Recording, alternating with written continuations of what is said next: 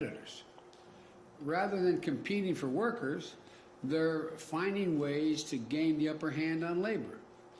And too often, the government has actually made it harder for new companies to break in and compete. Look at what that means for family budgets. Take prescription drugs. Just a handful of companies control the market for many vital medicines, giving them leverage over everyone else to charge whatever they want. As a result, Americans pay 2.5 times more for prescription drugs than in any other leading country. And nearly 1 in 4 Americans struggles to afford their medication. Another example, hearing aids. Right now, if you need a hearing aid, you can't just walk into a pharmacy and pick one up over the counter. You have to get it from a doctor or a specialist. Not only does that make getting hearing aids inconvenient, it makes them considerably more expensive. And it makes it harder for new companies to compete, innovate, and sell hearing aids at lower prices. As a result, a pair of hearing aids can cost thousands of dollars. That's a big reason why just 1 in 7 Americans with hearing loss actually use a hearing aid. Another example, internet services. There are more than 65 million Americans live in a place with only one high-speed internet provider. Research shows when you have a limited internet operation, you pay up to 5 times more on average than families in places with more choices. That's what a lack of competition does. It raises the prices you pay. It's not just consumers getting hurt. Big Ag is putting a squeeze on farmers. Small and family farms, first-time farmers, like veterans coming home and Black and Latino and indigenous farmers, they're seeing price hikes for seed, lopsided contracts, shrinking profits, and growing debt. Lack of competition hurts workers as well.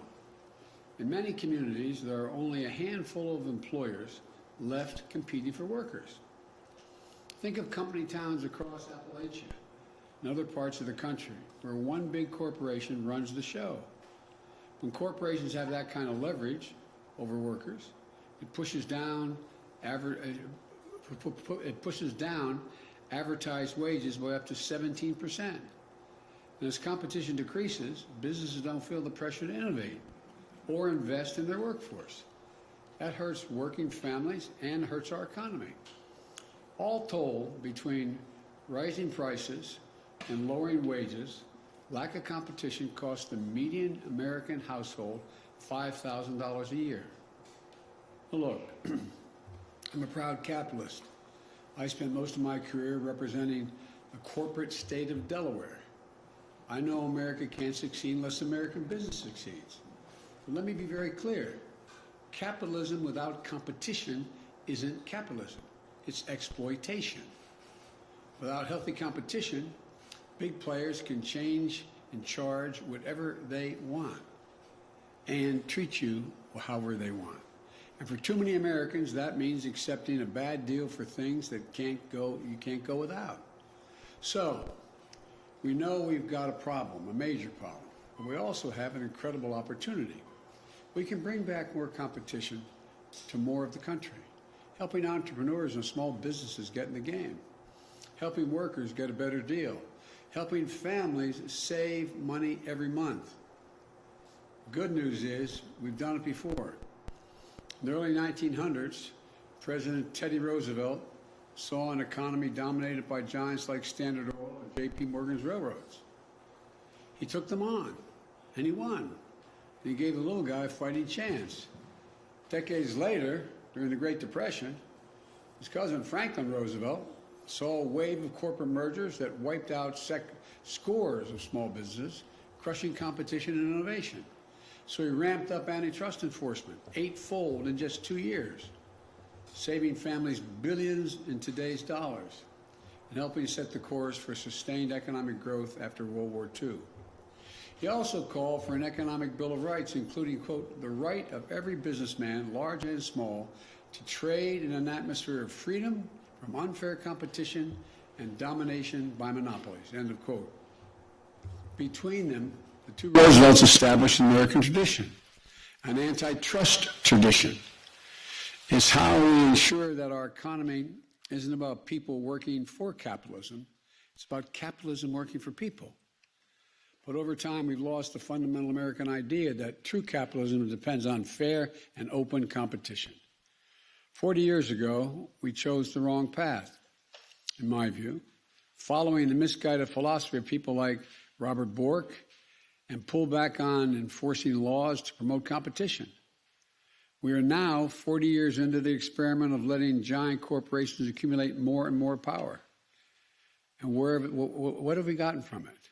Less growth, weakened investment, fewer small businesses. Too many Americans who feel left behind. Too many people who are poorer than their parents. I believe the experiment failed. We have to get back to an economy that grows from the bottom up and the middle out. The executive order I'm soon going to be signing commits the federal government to full and aggressive enforcement of our antitrust laws. No more tolerance for abusive actions by monopolies. No more bad mergers that lead to mass layoffs, higher prices, fewer options for workers and consumers alike. My executive order includes 72 specific actions. I expect the federal agencies, and they know this, to help restore competition so that we have lower prices, higher wages, more money, more options, and more convenience for the American people. Today, I want to focus on 3 specific actions. First, the FDA, the Food and Drug Administration. We're going to work with states and tribes to safely import prescription drugs from Canada. That's just one of many actions in the executive order that will lower prescription drug prices. Second, the FDA is going to issue rules so that hearing aids can be sold over the counter. That's something the last administration was supposed to have done but didn't do. We're going to get it done. After these rules go into effect, a pair of hearing aids could cost hundreds of dollars, not thousands. And you'll be able to pick them up at your local drugstore. Third, we're going to improve competition for workers. I've talked a lot about non-compete agreements, contracts that say you can't take another job in your field even if you get a better deal. I made a speech, I was just reminiscent with my staff, back in 2018 at the Brookings Institution, where I talked about the non-compete clauses that were just, I found to be absolutely ridiculous, but how prevalent they were throughout industries. At least 1 in 3 businesses require their workers to sign a non-compete agreement. These aren't just high-paid executives or scientists who hold secret formulas for Coca-Cola so Pepsi can't get their hands on it. A recent study found 1 in 5 workers without a college education is subject to non-compete agreements. They're construction workers, hotel workers, disproportionately women and women of color. Think of the 26-year-old employee at a company. She's a star worker, but she isn't being treated right. She's underpaid, passed over for promotions. Competitor across the street knows it, but wants to bring her in at a higher wage, but she can't do it. Her company threatens legal action over a non-compete clause she had to sign in order to get hired in the first place. She can't afford a lawyer for help, so she's locked in. Imagine if you're in her shoes. You'd feel powerless, disrespected, bullied, trapped. That's not right. Workers should be free to take a better job if someone offers it. If your employer wants to keep you, he or she should have to make it worth your while to stay. That's the kind of competition that leads to better wages and greater dignity of work. Look, I'm not going to go into it now, but I used to, there's non-compete clauses or people running the machines that lay down asphalt. If in fact you get offered a job and you have you're in Arkansas doing it, a lot of specific examples, you can't take a job in West Texas to do it. What in the hell does that have to do with anything? No, I'm serious. Or there were clauses in McDonald's contracts. You can't leave Burger King to go to McDonald's. Come on. Is there a trade secret about what's inside that patty? No, but I'm serious. I don't know whether you do know. I didn't know till 5 years ago the incredible number of non-compete clauses for ordinary people who is done for one reason, to keep wages low, period. Look, my executive order calls on the FTC to ban or limit non-compete agreements. Let workers choose who they want to work for. I'm also calling on the FTC to do away with certain occupational licensing requirements. You realize if you braid hair and you move from one state to another, sometimes you have to do a 6-month apprenticeship, even though you've been in the business for a long, long time. What's that all about? Military families, for example, they're often on the move between states with each new assignment. So you have a woman in the military, her husband's following her, or vice versa. Guess what? If you're a plumber, you have to get a different license when you move from Delaware to Missouri. Look, it can't be a significant burden to get a new license in a new home state. That burden can't be around anymore. It takes time and it takes money. It takes a toll on families' income while you're waiting. We should remove that barrier, providing more mobility, more opportunity, higher wages for families on the move. This is something that my wife Jill has worked on together with Michelle Obama through the Joining Forces Initiative for the military. We're going to keep that moving. We're going to get it done with an executive order.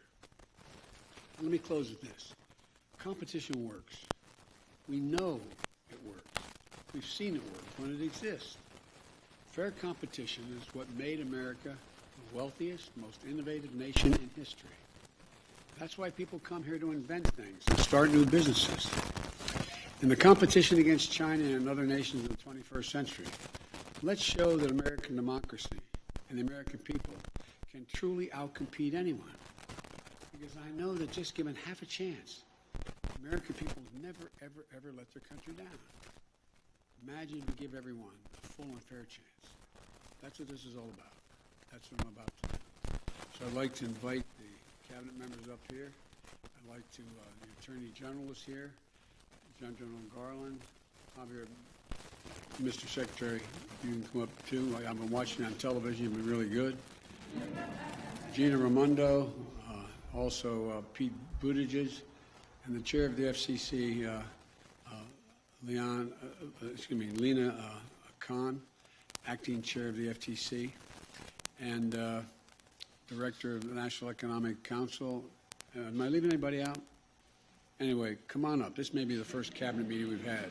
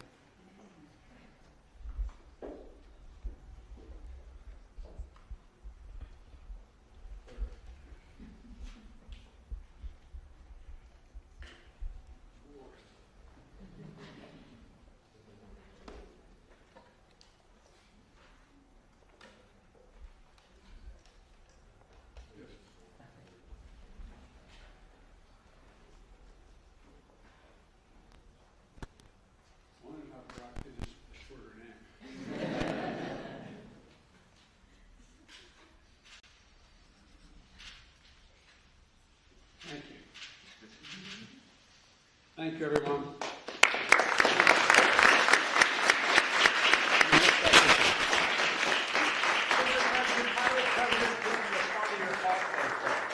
How did President Putin respond to your call today, sir? Well, I made it very clear to him that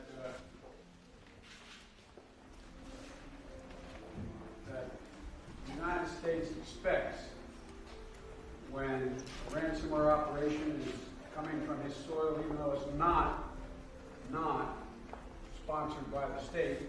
We expect them to act if we give them enough information to act on who that is.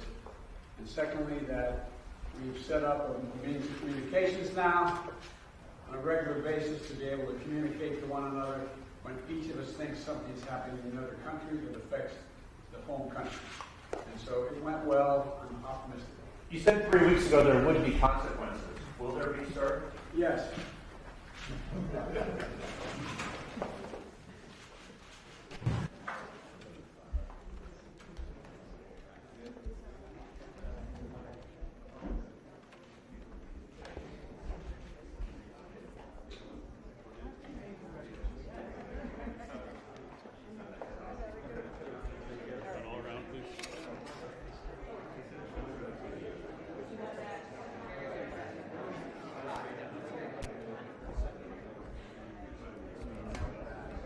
So it's not one of my parts, it's the freaking...